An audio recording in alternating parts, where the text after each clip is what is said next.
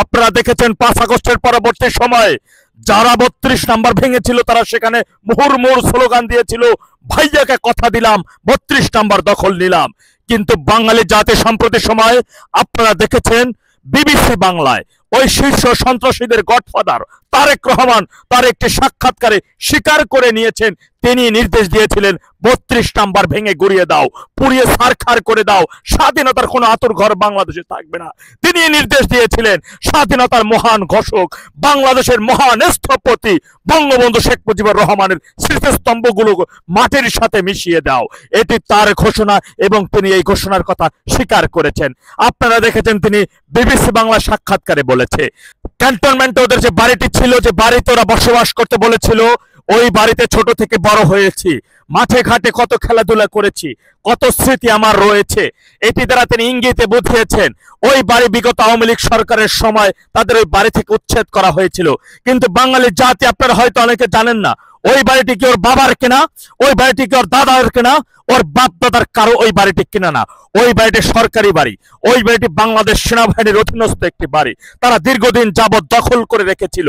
মনে রাখবেন আপনি আজকে যে বাড়িতে ভাড়া আছেন, আপনি যদি এই বাড়িতে ভাড়া থাকতে থাকতে একটা সময় ফ্রিতে থাকার সুযোগ পান, আপনি মারা গেলেন, আপনার প্রজন্ম বসবাস করলো, সেই প্রজন্ম মারা গেল, আপনার অন্য প্রজন্ম আসলো, কিন্তু আপনি যার থেকে মূলত বাড়িটি ভাড়া নিয়েছিলেন তারও তো প্রজন্মের পর প্রজন্ম বেঁচে থাকবে। তারা একটা সময় এসে যদি ওই বাড়ির মালিকানা দাবি করে আইনি ভাবে তাকে তাই মালিকানা তাকে বুঝিয়ে দিতে আপনি বাধ্য। বরং আপনাকে সেখান থেকে উচ্ছেদ করলে আপনি পরবর্তী সময় বলতে পারেন না আমার বাড়ি থেকে আপনাকে উদ্ধার করছে এই শীর্ষ সন্ত্রাসী তারেক রহমান, সেটি করেছে।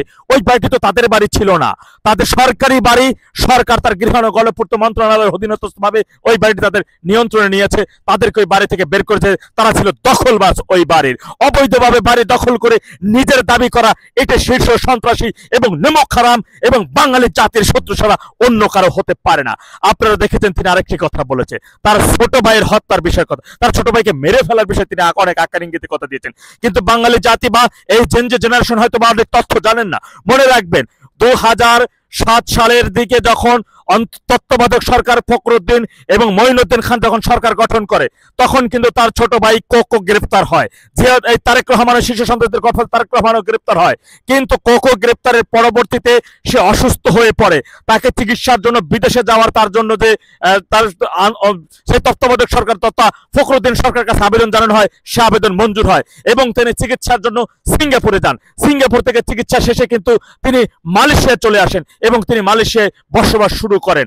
মালয়েশিয়ায় বসবাসের সময় তারই কিন্তু সেখানে অসুস্থ হয়ে পড়েন এবং সেই অসুস্থ সেই রোগ থেকে তিনি আর মুক্তি হন না, তার প্রতি তিনি সেই রোগে ভুগতে মারা যান। আর আরেকটি কথা মনে রাখবেন, জীবদ্দশায় তিনি কিন্তু প্রচুর পরিমাণ এডিক্টেড ছিলেন, তিনি প্রচুর পরিমাণ নেশা গ্রহণ করতেন, যে নেশার কারণে মূলত তার লিভার ধ্বংস হয়ে যায় এবং তিনি মারা যান। তাই এখন আপনার ভাই মিয়া নেশা করে মারা যাইবো, আর সেটা কি কোনো সরকার হতে পারে? আর তাও কিন্তু ফখরুদ্দিন সরকারের আমলে তার ভাই গ্রেপ্তার হয়েছিল এবং সেই গ্রেপ্তারের পরে অসুস্থ এবং পরবর্তীতে ফখরুদ্দিন সরকারই তাকে কিন্তু দেশ থেকে চিকিৎসার জন্য বাইরে যেতে নির্দেশনা দেন বা বাইরে যাওয়ার জন্য অনুমতি দেন। তাহলে তার দায় কেন আওয়ামী লীগ সরকার নেবে? আপনারা এটি জানেন 15 সালে কোকো যখন মারা যায়, তার লাশ যখন দেশে আনা হয়, তখন তো শেখ হাসিনা সেই এই খালেদা জিয়ার বাড়িতে গিয়েছিল তাকে দেখার জন্য, তাকে বাড়িতে পর্যন্ত ঢুকতে দেওয়া হয় নাই। তথাপি দেশবাসী, বঙ্গবন্ধুর আদর্শের সৈনিকেরা, আমার ভাইয়েরা, আমার মুজিবের সৈনিকেরা, আমার গেরিলা ফোর্সের ভাইয়েরা, আমার 71-এর সৈনিক ভাইয়েরা, আমার বীর মুক্তিযোদ্ধা প্রজন্ম ভাইয়েরা, আপনারা সকল ঐক্যবদ্ধ হতে হবে। বাঙালি জাতির আতুরঘর, বাঙালির মহান স্থপতির যে বাড়িটিতে বসে সারা বাংলাদেশের বীর মুক্তিযোদ্ধাগণেরা বাংলাদেশের পরবর্তী সিদ্ধান্ত, বাংলাদেশের মহান মুক্তিযুদ্ধের বিষয় নিয়ে সিদ্ধান্ত গ্রহণ করতেন, মিটিং হতেন। বাংলাদেশের যখন সর্বপ্রথম যে বাড়িতে বাংলাদেশের স্বাধীনতা লাল সবুজের পতাকা উত্তোলিত হয়েছিল, বাংলাদেশের মধ্যে ঐতিহাসিক বাড়ি অন্যতম হচ্ছে এক মহান ওই এক ধানমন্ডির 32 নম্বর বাড়িটি। সেই বাড়িটি যেদিন গুড়িয়ে ভেঙে চুরমার করে দিয়েছে, সেদিনই বাঙালি 18 কোটি জনগণের হৃদয় থেকে, মন থেকে অনেক দূরে উঠে গেছে তারেক রহমান এবং তার বিরুদ্ধে 18 কোটি জনগণই সেদিন তারা যুদ্ধ ঘোষণা করে দিয়েছে। তাই আমাদের সেই যুদ্ধ এখন বাস্তবায়নের সময় এসেছে। আমরা আর কোনোভাবে ডানে বামে তাকানোর সুযোগ নেই, হয় লড়তে হবে না হয় কিন্তু মরতে হবে। সুতরাং আমরা সংগ্রামী জাতি, আমরা গেরিলা জাতি, আমরা ৭১-এর মহান মুক্তিযুদ্ধের চেতনা বিশ্বাসী জাতি, আমরা মুক্তিযোদ্ধা প্রজন্ম, আমরা বঙ্গবন্ধুর আদর্শের সৈনিক, আমরা বঙ্গবন্ধু কন্যা জননেত্রী শেখ হাসিনার ভ্যানগার্ড। সুতরাং আমরা যে কোনো ভাবেই হোক না কেন লড়াই করে বাঁচতে হবে। আমাদের নেতা আমাদের শিখিয়েছেন লড়াই সংগ্রাম করে বাঁচতে হবে। লড়াই করে বাঁচার নামই হচ্ছে প্রকৃত অর্থে জীবন এবং বেঁচে থাকা।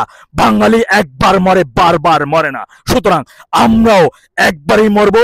যখন জন্ম নিয়েছে মৃত্যু আমাদের নিশ্চিত হবেই, আজ না হোক কাল। মৃত্যুর এক মুহূর্ত আগে কেউ আপনাকে মারতে পারবে না, মৃত্যুর এক মুহূর্ত পরে কেউ আপনাকে মারতে পারবে না। যখন যখন যে অবস্থায় যে টাইমের কথায় মহান আল্লাহ তাআলা নির্ধারণ করে দিয়েছে, ঠিক সেই সময় আমাদের মৃত্যু অবধারিত হবে। তাই যত সময় বাঁচবো লড়াই সংগ্রাম করে বাঁচবো। আমাদের জীবন লড়াইয়ের জীবন, সংগ্রামের জীবন, যে কোনো মূল্যই হোক না কেন। যারা আমার দেশের স্বাধীনতার আতর ঘর ভেঙে চুরমার করে দিয়েছে, আমরা তাদের সুন্দর মতো ঘুমাতে দিতে পারি না, ঘুমাতে দেব না। ওদের সকলের ঘুম এখন হারাম করে দেওয়ার উপযুক্ত সময় এসেছে। সকল ঐক্যবদ্ধ হন একটি চূড়ান্ত ডাকের। আল্লাহ সবাইকে সঠিক বুঝদান করুন। ওয়াখির জামান আলহামদুলিল্লাহ রাব্বিল আলামিন। জয় বাংলা, জয় বঙ্গবন্ধু।